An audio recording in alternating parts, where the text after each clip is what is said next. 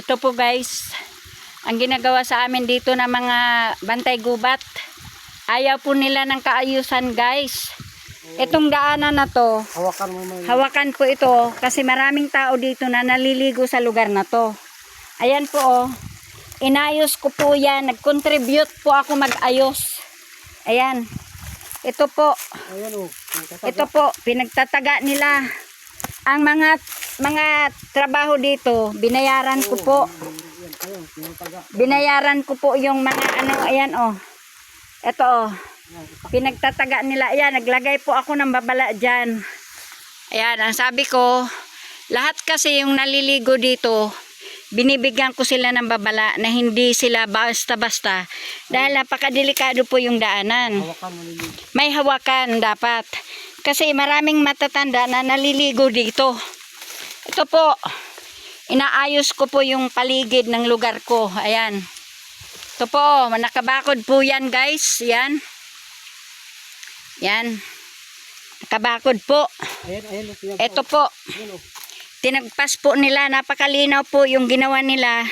Na kahit sila, pag maliligo sila, hindi sila mapapahamak. Kasi, ayan po oh. Ito po, tinagpas nila yung mahahawakan ng mga taong gustong maligo. Kaya guys, yan po ang ginawa nila dito sa lugar ko. Pumasok sila, trespassing sila. Lahat yung makita nila, tinatagpas nila. Kulang na lang po guys, mga tao. Kasi po guys, napunta ako dito, nililinis ko ang lugar na to. Yung mga uga, katulad nito.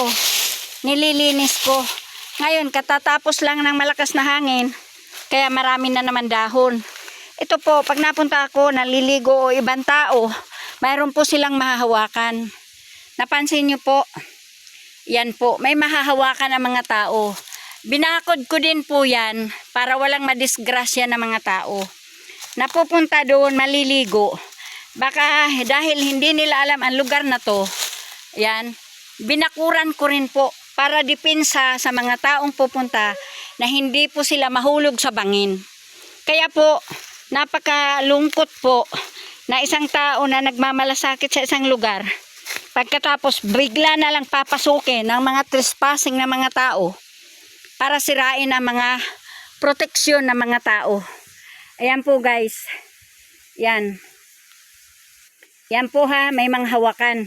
Pero ano po ang ginawa nitong mga bantay gubat? Ang ginawa po nila, pinagsisira ang mga hawakan. Ito po guys, malaking tulong ito sa mga taong dumadayo sa amin para maligo. Lalo na ngayon summer, magsisiligo na naman sila guys. Yan. Dinadayo ang lugar namin guys.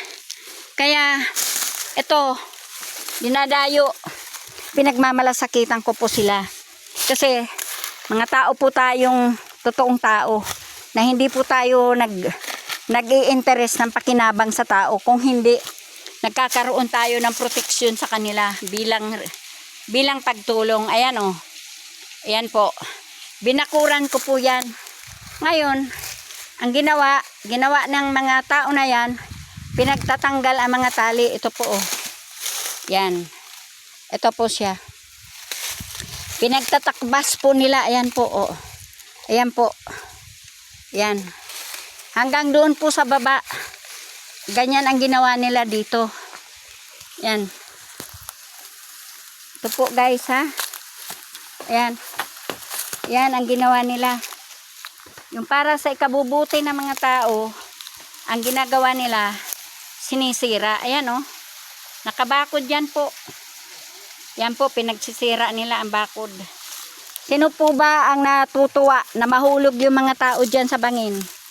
At sino po ba yung tao na hindi magpapasalamat sa ginagawa mong kabutihan para sa kanila? Palagay ko po, napakahirap sa ganong sitwasyon ng mga tao. Na hindi pa ma-appreciate yung mabuti mong ginawa. Yan po. Yan po, tinanggal po nila yung mga hawakan dito, gaya nito. Yan. Pinagtatanggal po nila hanggang doon sa baba. Ayan o. Yan, hanggang dyan. Tinanggal nila. Kaya, nakakalungkot po sa mga tao na walang mabuting hangarin kung hindi ang gusto nila yung sirain yung kabuhayan ng mga tao na matahimik na namumuhay sa lugar na to. Yan po. Dahil itong lugar na to, biyaya po ng Diyos to. Mayroon pong bukal na tumatagas galing sa mga saluysoy. Dito po sila dito po sila nagliliguan. Yan. Kahit nagiiwan po sila ng mga basura dito, guys. Inaano ko po, pinagpapasensyahan. Nililinis ko na lang uli, guys. Yan. Lalagyan ko na po ng daanan yan para yung mga tao may proteksyon. Yan po, oh. Lalagay po sila ng mga basura sa lugar ko. Pero hinahayaan ko sila. Nililinis ko yung basura nila. Yan. Katatapos lang, ayan, oh, pinagsisiraan nila yung mga hagdan. Kaya yan. Ito